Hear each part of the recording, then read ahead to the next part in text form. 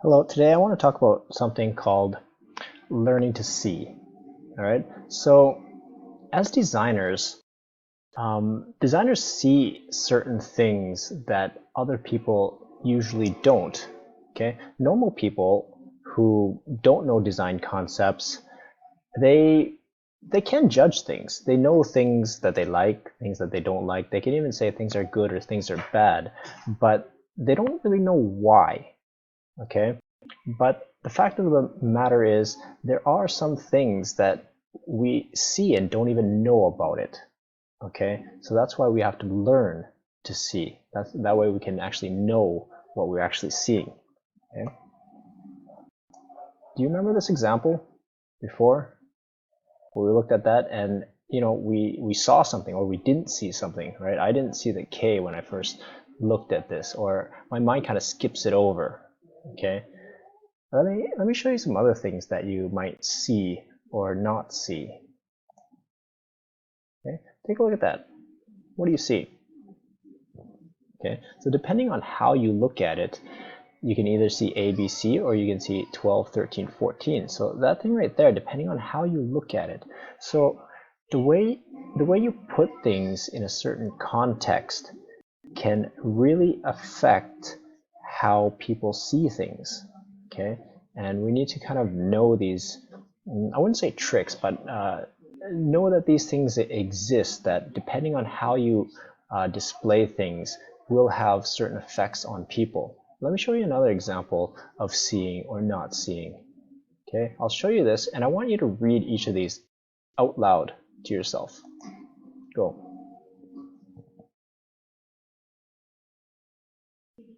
Okay, so go ahead and pause it if you need to. Read those. Okay, so once you've read them, you probably read Paris in the Spring, Once in a Lifetime, A Bird in the Hand. Okay, but if you did read it like that, you read it wrong. Okay, because this is how it should actually read. Paris in the spring, once in a lifetime, a bird in the hand. Okay, so I probably fooled half of you at least. Okay, so a lot of you probably didn't notice that because your brain works in a certain way that you skip over things. You skip over those details, and these details are the things that, as designers, you should learn to know. Okay, and to know that people, when they look at things, they often base what they see on their own perceptions. Okay. Okay. We don't see that we don't see. Okay, we're not all experts. We don't all have a good eye. Okay, but with training, you can train yourself to have a good eye. You can train yourself to be better at these things. Okay, and make better designs. Now I want to show you some examples of logos and how much design actually went into these things. Okay, you might not think about it at all, but when people make logos, when people make slogans and stuff like that, a lot of design and thought actually go into those. Look at the FedEx logo, for example. Okay, do you notice anything particular about it? Okay, FedEx stands for Federal Express. Okay, so a good little shortening of it. But if you look closely, what do you see? There's actually an arrow. Okay, that arrow indicates moving, right? Shipping of things. Yeah, they've actually highlighted it down here just to show you that it does in fact exist there. Let's take a look at another one.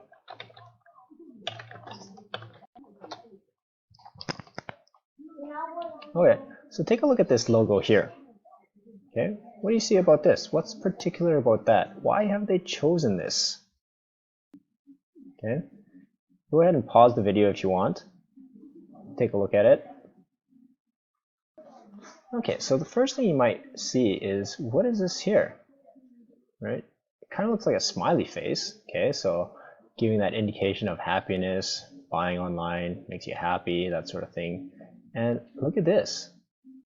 A, Z. They got everything from A to Z.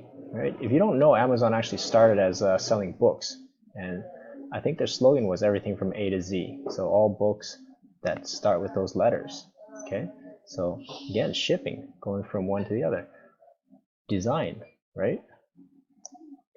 Okay, so I could go on and on about logos. If you want, go online and actually check out why certain logos are the way they are, like the Pepsi logo, the Nike logo, things like that. They all have some reason for being that way. Okay, they hired some expert designer. That designer came up with a reason and implemented it that way. Okay, so the fact is, you know, people who are trained in specific fields are better. For example, designers can see things more precisely.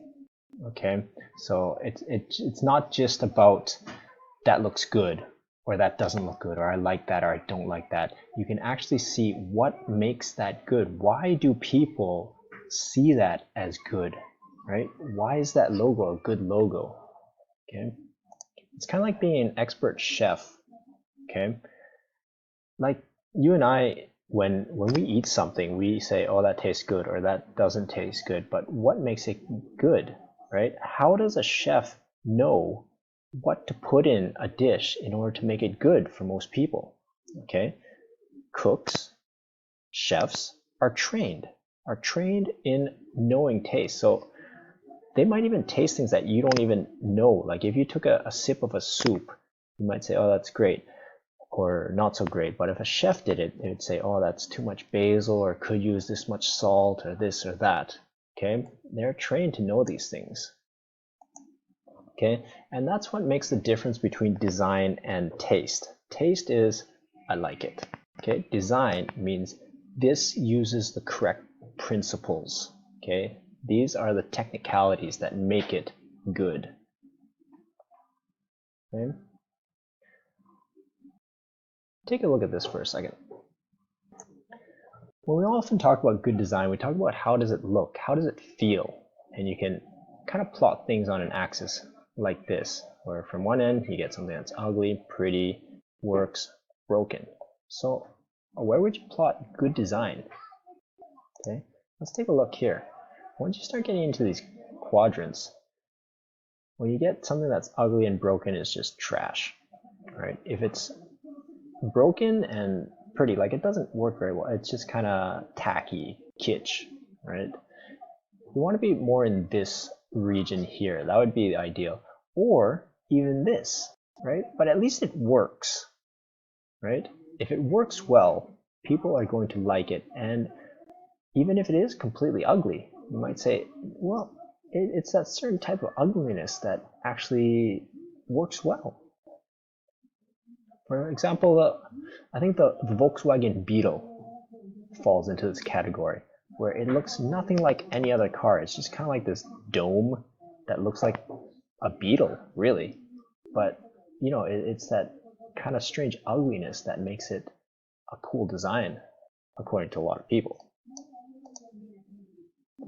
Okay, so once you get away from personal taste, once you start getting trained, that's when you start talking about sophistication, right? When you get into good design concepts and you're able to implement those, then that's when you know you've become sophisticated in your design. Okay? A lot of designs are invisible to the end user, right? They just know they like it or they don't like it. But you as the designer are the one responsible of those little details. Okay? For example, a good car, right? If I have a good car, I don't need to know why it's a good car. I just like it. Like a BMW, a Porsche, a Lamborghini, right? That's a great car. Okay, but why is it a great car? I don't know. But if you look at the engineering that went behind it, people actually went in, looked at the horsepower, the roll resistance, the aerodynamics, the materials that go into it. All we care about it is if it runs well, it's probably well designed. Okay, we aren't experts. That's what we actually look at. Okay, so you as the designer are looking at this part, right? The end user will be looking at that. So when you design an infographic, you're going to be the engineer. You're going to know all these things about horsepower, aerodynamics, stuff like that, wind resistance, but the people who look at your infographic are going to look at it and say, that looks good, it works well, I learned something. Okay? That's essentially what we're talking about when we talk about web design, infographic design, right? People don't know what makes a good website. They don't know about color schemes, they don't know about hierarchy, balance, all those things that we've talked about. Okay? Same with the TV. If you can't get the TV to work, it doesn't matter how well it's designed. If it doesn't work, it's junk. Okay, so I think that's one of the most important things is when you design something, it has to work. Okay, that's number one. Beauty, I think, comes second. Okay. I think this, who does this come from? Okay, so this actually comes from the reading. So actually all these slides come from this reading, which I have posted on Moodle. If you want, you can follow this link. Otherwise, go on Moodle. It's available there too. So do take some time, go through that reading, and learn to see. Okay, so having learned all that, hopefully you can put some of this together, and some of these concepts will go into your assignment 3. Okay, a reminder, do that pre-activity that I got up there for you on Moodle, the sketches. Okay, so when you're starting the assignment 3, do make your sketches, post them there. That's going to be like your stepping stone into assignment 3. So you can see that I have the submission kind of grayed out right now. I want to first see those sketches, and then I'll put up the due date for assignment 3.